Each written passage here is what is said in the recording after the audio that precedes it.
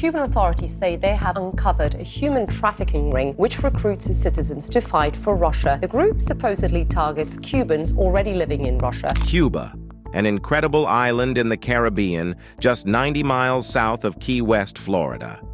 Cuba is the biggest island in the Caribbean and the 17th largest in the world.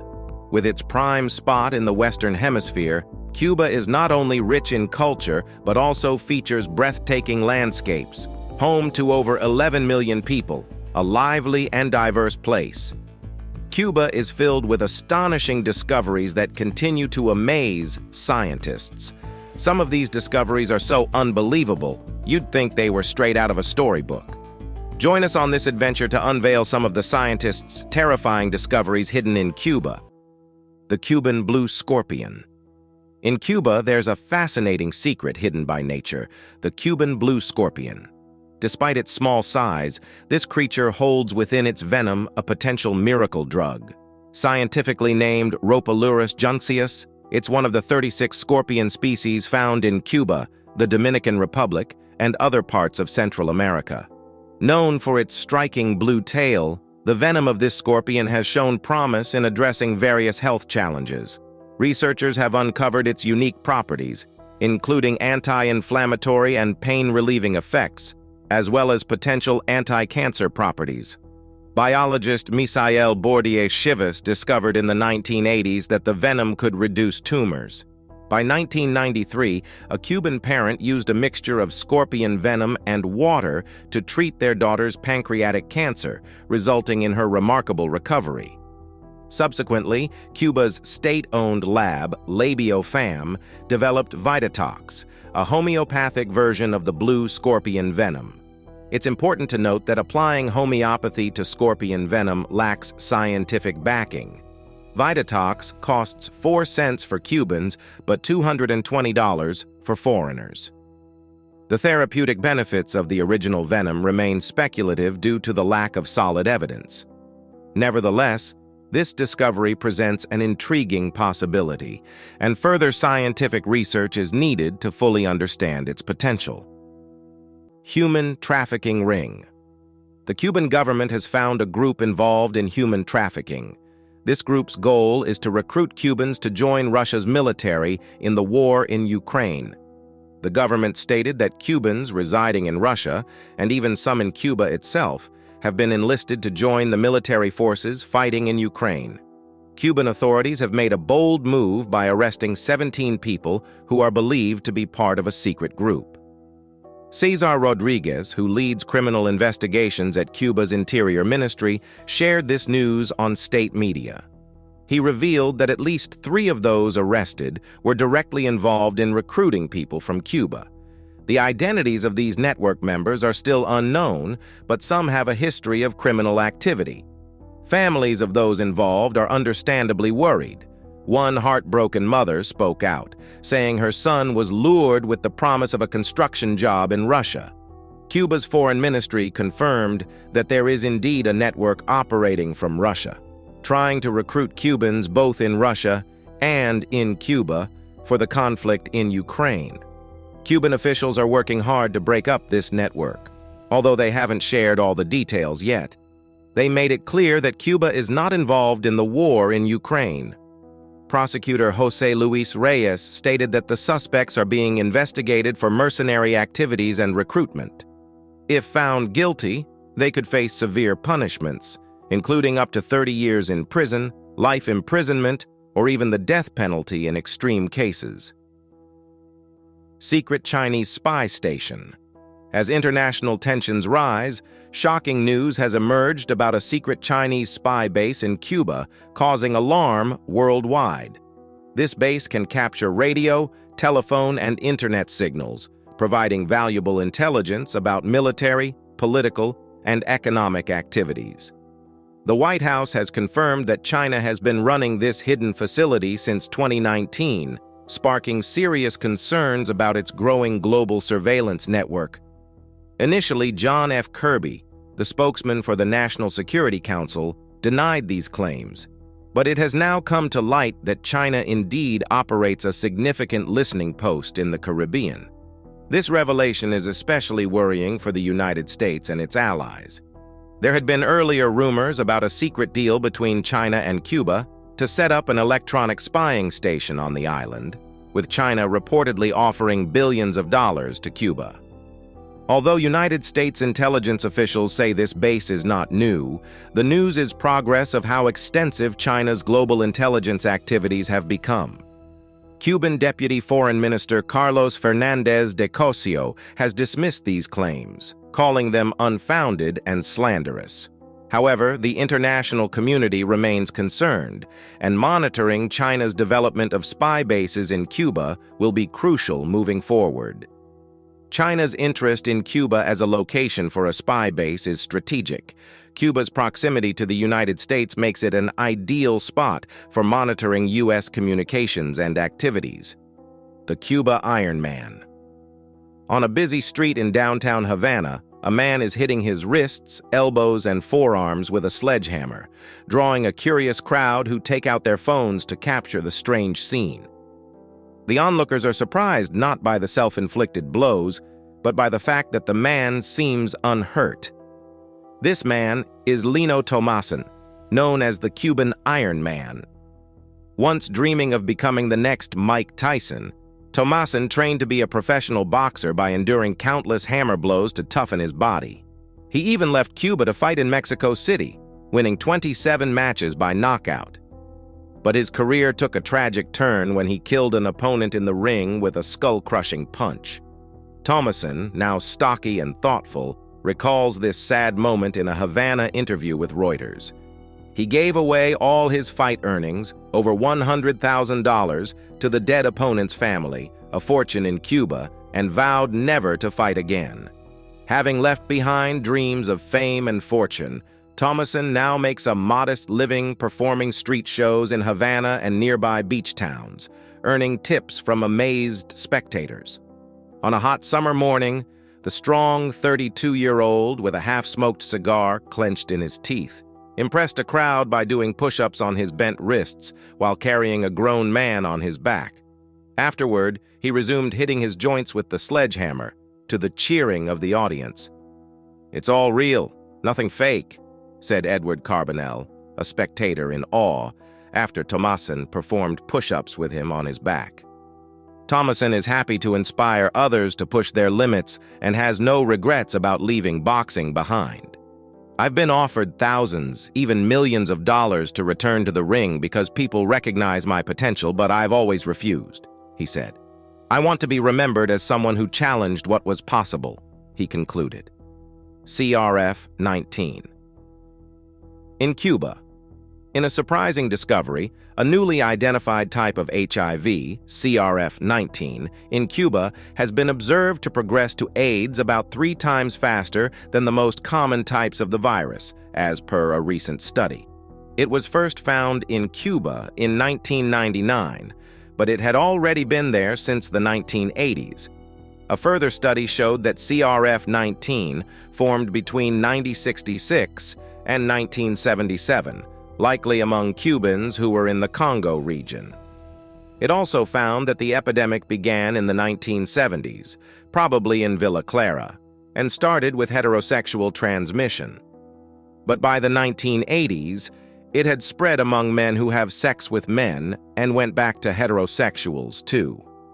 In Cuba, CRF-19 is mostly seen and affects about 1/4 of new HIV patients. It leads to AIDS much faster. Researchers from the University of Leuven in Belgium conducted the study after noticing several cases of HIV-infected individuals in Cuba developing AIDS in less than 3 years, which is much quicker than the usual 10-year progression seen with most HIV types. This new type has been found to significantly increase the amount of virus in the body of infected individuals. The researchers, who examined 95 patients at different stages of infection, concluded that this type appears to be extremely strong. This new type poses a serious threat by accelerating the disease progression before patients are aware they need medical intervention. Cuba poisonous lionfish. In the warm waters around Cuba, a beautiful but dangerous invader is causing big problems for the marine environment. This invader is the lionfish. Although its looks are striking, this fish has become a major threat to coastlines and marine life all over the world. Scientists are now encouraging people to fight back against this invasive species using a frying pan, knife, and fork. The lionfish's journey to these waters is as amazing as the damage it causes. First spotted in Florida in 1985, these fish originally come from the tropical waters of the Pacific Ocean. They traveled thousands of miles from their home. While the exact reason for their migration is unclear, their beauty and a bit of Hollywood fame, thanks to James Bond, likely played a part. The real danger of the lionfish lies in its huge appetite. It can eat up to 90% of its body weight every day, quickly wiping out local fish populations. Its ability to blend in with its surroundings and its slow, stealthy hunting style make it a very effective predator. It hunts over 100 different species of fish, disrupting local fishing communities. What's shocking is that this invasion started with a few careless aquarium owners who released lionfish into the Atlantic waters. These fish have thrived because they can tolerate different levels of salinity. They have even spread to the Mediterranean Sea. Even though it is nearly impossible to completely get rid of them, scientists are promoting lionfish as a tasty dish to help restore marine balance. Conservation groups are organizing efforts to remove lionfish, encouraging divers and fishermen to hunt them. Some divers even feed lionfish to sharks to show that they can be a good meal. However, the exact number of lionfish is unknown because they can live as deep as 300 meters underwater. The key to fighting this environmental disaster is to make lionfish a popular food choice. This can help prevent overfishing of other species and lead to a healthier, happier ocean. The Cuban Solenodon. In a remarkable discovery, the Cuban Solenodon, an ancient and poisonous mammal found only in Cuba, has reappeared after a 10-year search. This shrew-like creature, often called a living fossil, faced a severe decline in the 19th century due to the cutting down of trees and the introduction of aggressive species. Its nocturnal habits, slow movement, and lack of defense mechanisms made it exposed to predators. Since its discovery in 1861 by German naturalist Wilhelm Peters, only 36 Cuban Solenodons have ever been caught. By 1970, some believed this species had vanished, as no specimens had been found since 1890. However, hope revived when 3 were captured in 1974 and 1975. Further surveys revealed their presence in many parts of Central and Western Oriente province, at the eastern tip of Cuba, though they remained exceedingly rare. Before 2-3, the last sighting was in 1999 due to their nocturnal and burrowing lifestyle, making them rarely seen. In 2003, a Cuban Solenodon named Alejandrito was discovered weighing 24 ounces and in good health. After 2 days of scientific study, Alejandrito was released back into the wild. Resembling a shrew but closer to Madagascar's Tenretsidae family, this creature measures 16 to 22 inches from nose to tail tip, resembling a large brown rat with an elongated snout and scaly tail. Willie Ley noted in 1964 that if not extinct, the Cuban Solenodon was among the rarest animals on Earth.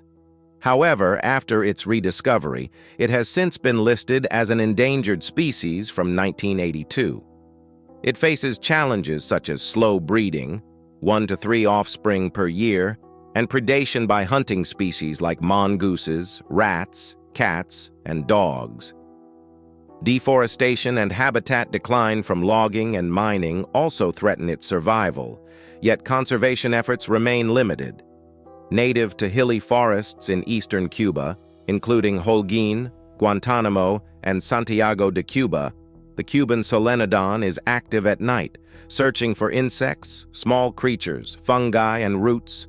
They are good at climbing and also eat fruits, berries, and buds.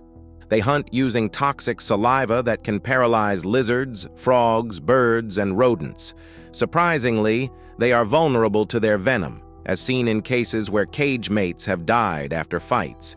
These solenodons only come together to mate, with males practicing polygyny and mating with multiple females. They do not participate in raising offspring, as pairs meet solely for mating before parting ways. Terrifying Cuban snakes.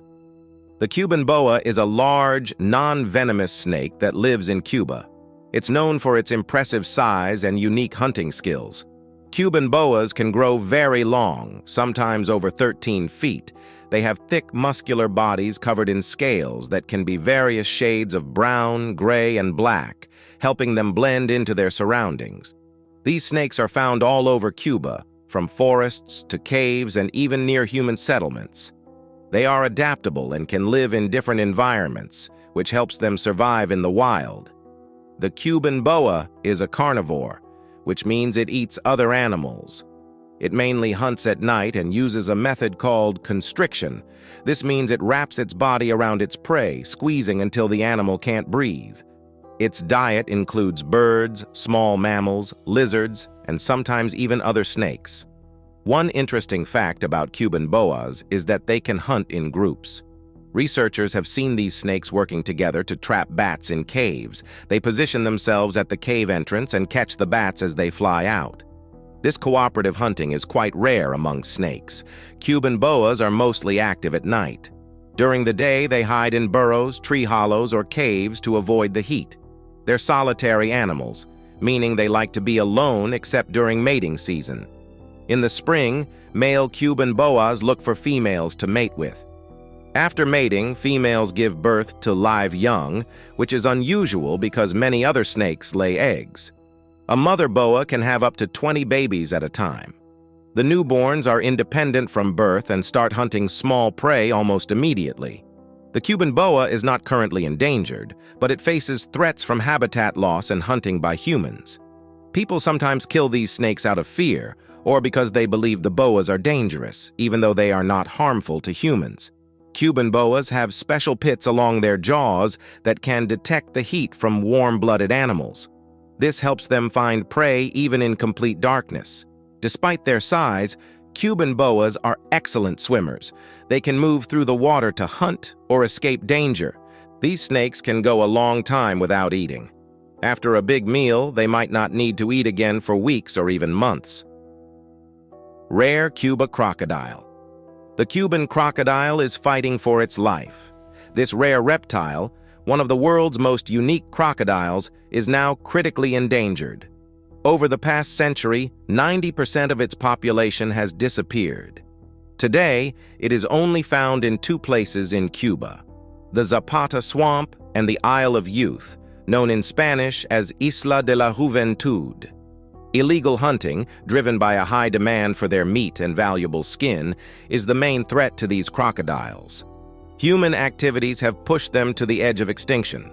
The situation is made worse by hybridization with American crocodiles, as limited habitats force the two species to interbreed.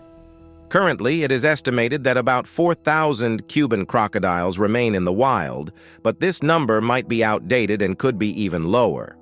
In response to this crisis, Cuban scientists have launched efforts to save these crocodiles from extinction. The government funds a breeding facility and hatchery that releases hundreds of young crocodiles into the wild each year.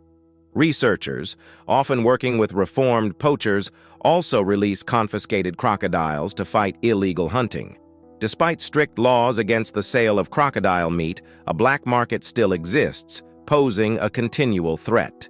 The Cuban crocodile's struggle for survival is ongoing.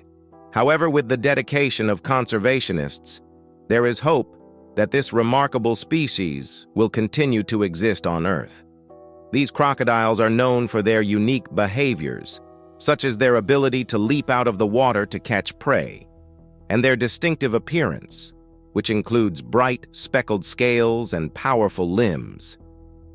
Their story is not just about survival, but also about the fight to preserve a unique part of the world's natural heritage: the manchineel tree.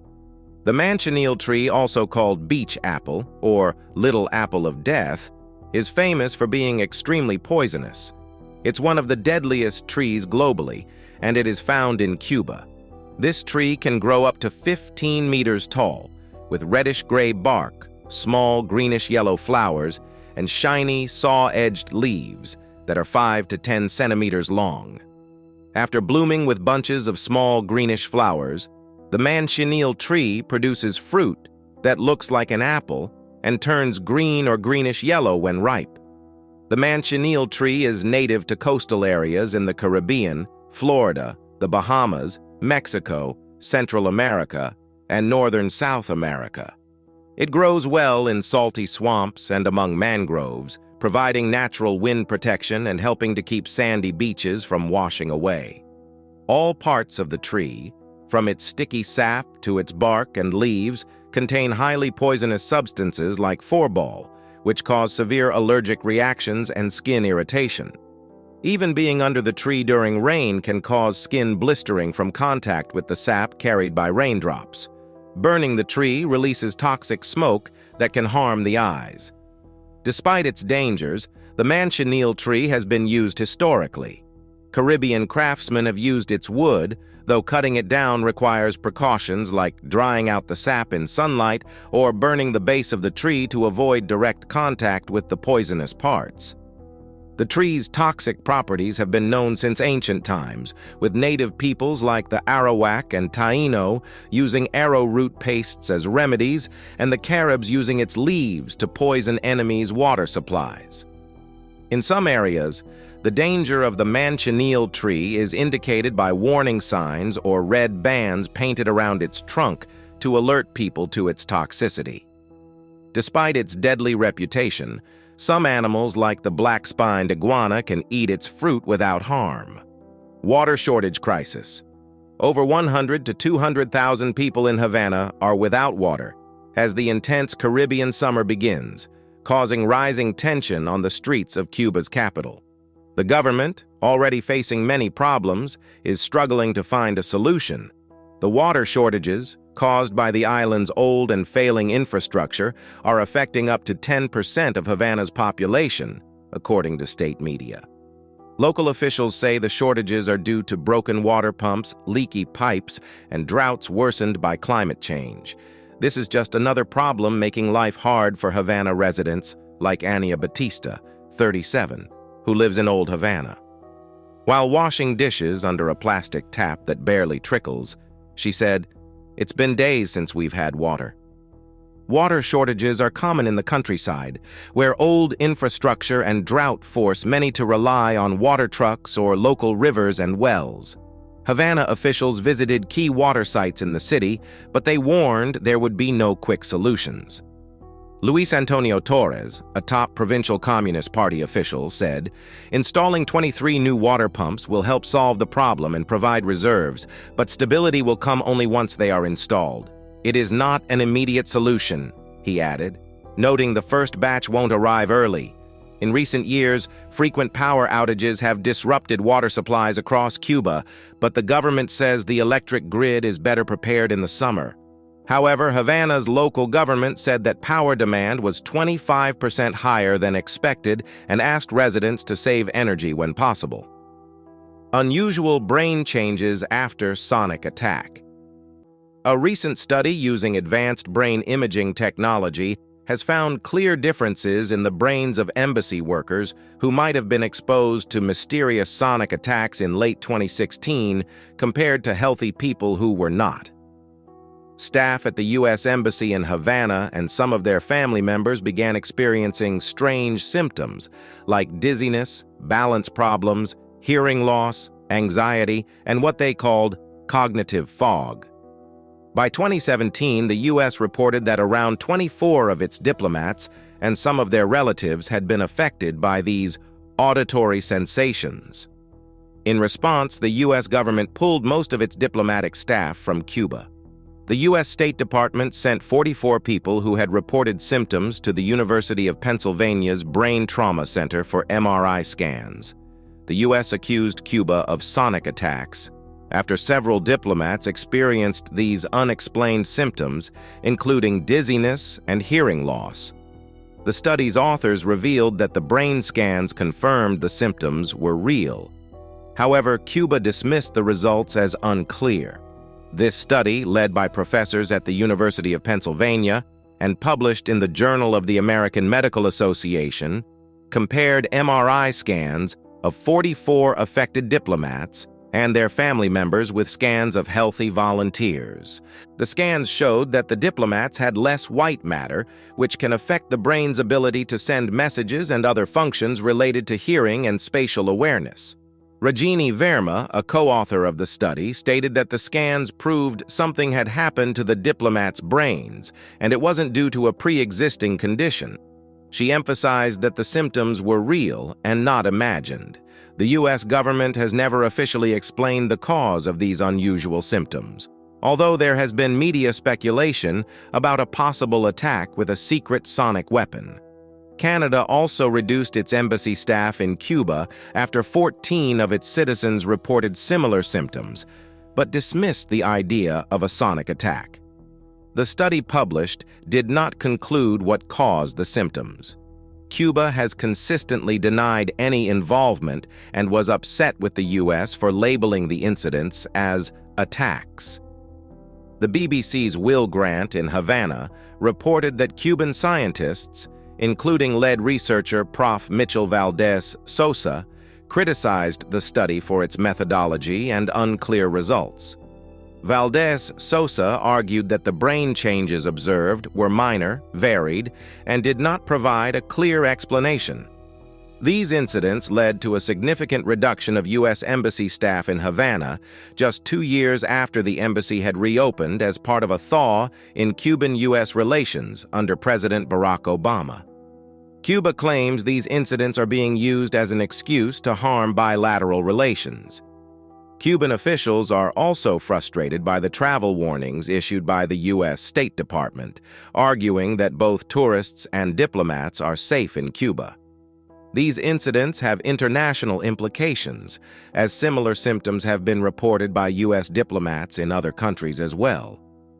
Cuban crumbling houses.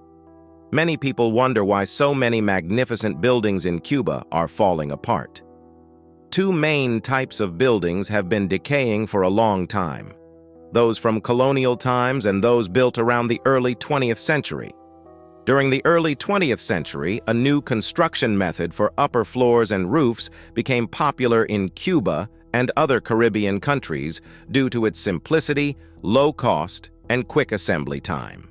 This method involved lightweight steel beams placed manually between walls, about 3 feet apart. Small reinforced concrete slabs were then placed between these beams, using Portland cement and beach sand, reinforced with steel bars at the bottom of the slabs. However, it wasn't known then that beach sand, rich in salt, could cause steel to rust and expand, eventually damaging the concrete, leading to chunks falling off and posing risks to residents below. The other type of crumbling buildings were built during colonial times, using lime-based mortar to join stones for thick walls and roofs and floors made of wood. Lime-based mortar does not harden permanently like modern Portland cement mortar, so over time, rain and humidity took a toll on these structures. During heavy rains, some of these buildings would suddenly collapse, still posing risks to residents today. After Castro took control of Cuba in 1959, he implemented the Urban Reform Law, which made former tenants owners of their residential units but failed to ensure they maintained or repaired these properties. With scarce building materials available and little government investment in maintenance, the once beautiful buildings of Cuba started to decay rapidly. UNESCO has stepped in to fund the reconstruction of historically significant buildings, and the Cuban government has also undertaken efforts to restore many iconic structures. Despite these efforts, the challenge remains immense due to years of neglect and the complexities of historical preservation. Christopher Columbus famously described Cuba as the most beautiful land that human eyes have ever seen.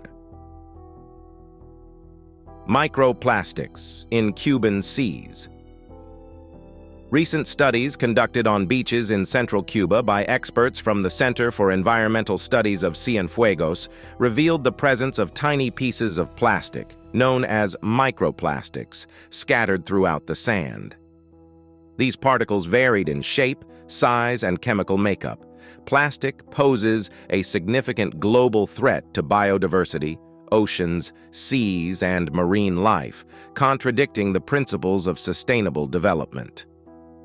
Like many islands and coastal cities, Cuba faces challenges with plastic pollution due to inadequate infrastructure and the proliferation of informal waste dumps near waterways. To address this issue partially, local government cooperatives have been established to promote the informal collection of recyclable materials such as aluminum, glass, and paper. However, the recycling efforts for plastics currently focus mainly on PET and HDPE, leaving many other types of plastic likely to end up in the ocean. A proposed solution from the Foundation involves generating electricity from plastic waste to mitigate this environmental strain and safeguard Cuba's marine ecosystems. Dr. Patricia Gonzalez, a marine researcher, highlighted that microplastics have infiltrated fish brains and coral stomachs, thereby entering the human food chain. Evaluating the extent of contamination and its impact across different habitats is crucial to understanding and mitigating these risks. Such assessments hold particular significance in the Caribbean, where tourism drives the economy and relies heavily on pristine beaches and marine environments. Preserving these ecosystems is essential for sustaining nautical activities and ensuring the quality of life for local communities. Now it's time for today's subscriber pick. In the dense forests of Cuba, where ancient secrets mix with new puzzles, a group of adventurers found a hidden laboratory. Its walls were covered with strange tools that made spooky sounds under the light of torches. Dr. Esteban, the lead scientist, cautiously approached an inactive control panel covered in old symbols that softly glowed. When he turned on the old controls, it showed maps of stars and mysterious maths problems. Their discovery was a device of amazing power, a doorway to other worlds made by an unknown civilization lost to history. Dr. Esteban studied old scrolls that hinted at the purpose of the device, to see into realms beyond human understanding, where reality twisted like a bad dream. But as they dug deeper, the explorers felt a dark presence waking up in the cave. Motivated by curiosity and the thrill of finding something new, they kept studying the device, not knowing about the growing danger. However, each new finding helped them understand the universe's secrets better. What secrets do you think the ancient device still holds? Share your thoughts with us in the comments section. The red land crabs. Every spring, Cuba's Bay of Pigs experiences a remarkable event when millions of small red land crabs emerge from the forests to begin their journey to the sea. These crabs are descendants of marine ancestors and rely on moist gills for breathing, which compels them to dig tunnels during the spring rains for shelter. Male and female crabs seek each other out for mating, and female crabs, laden with eggs, then undertake an incredible trek to the sea. Along the way, they face challenges such as roads and resort swimming pools. Their survival hinges on finding shade to avoid dehydration on sunny days and navigating safely past potential hazards like cars. Once at the sea, female crabs must carefully lay their eggs to prevent them from being swept away. After successful egg deposition, the hatchlings emerge and, after a few weeks, return to the forests, continuing the cycle. This migration has become a unique tourist attraction, leading to the establishment of crab crossings to protect these captivating creatures. Witnessing thousands of crabs heading into the surf is a memorable and inspiring natural spectacle, drawing visitors to this extraordinary phenomenon. Which of these scientists' terrifying discoveries hidden in Cuba do you find interesting? Let us know your answer in the comments section.